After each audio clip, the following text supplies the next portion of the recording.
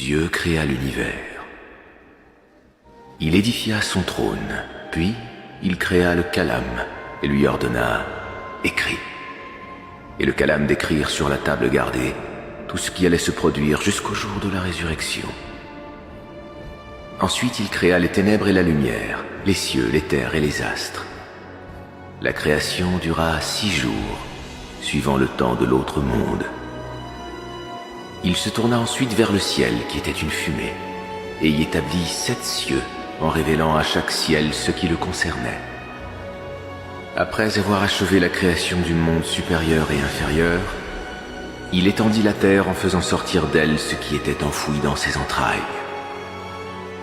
Dieu, créateur de toutes choses, créa le monde.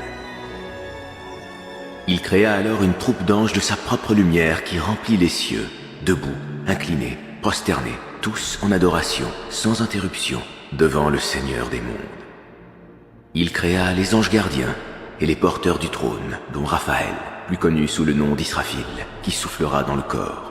Vint le tour de Gabriel, son messager, Michael, qui assure la subsistance des créatures, Azraël, l'ange de la mort, Ridwan, le gardien du paradis, Malik, le gardien de l'enfer, Munkir et Nakir, les interrogateurs de la tombe. Après avoir créé les anges, Dieu créa les génies d'un feu subtil, dont Iblis était le commandant.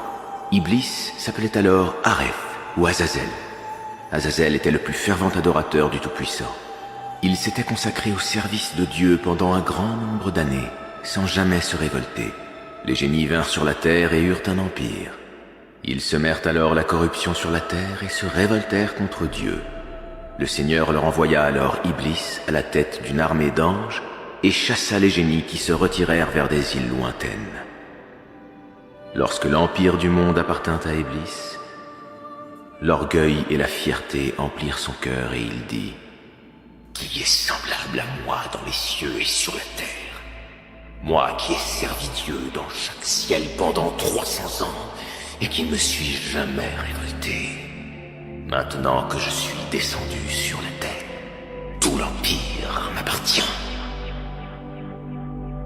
Dieu, l'Omniscient, savait ce que cachait le cœur d'Iblis. Dieu annonça ensuite aux anges « Je vais établir sur la terre un vicaire. » Les anges, voulant saisir la sagesse de cette décision, demandèrent « Vas-tu placer quelqu'un qui sèmera la corruption et fera couler le sang, quand nous sommes là à te sanctifier et à te glorifier ?» Il dit « En vérité, je sais ce que vous ne savez pas.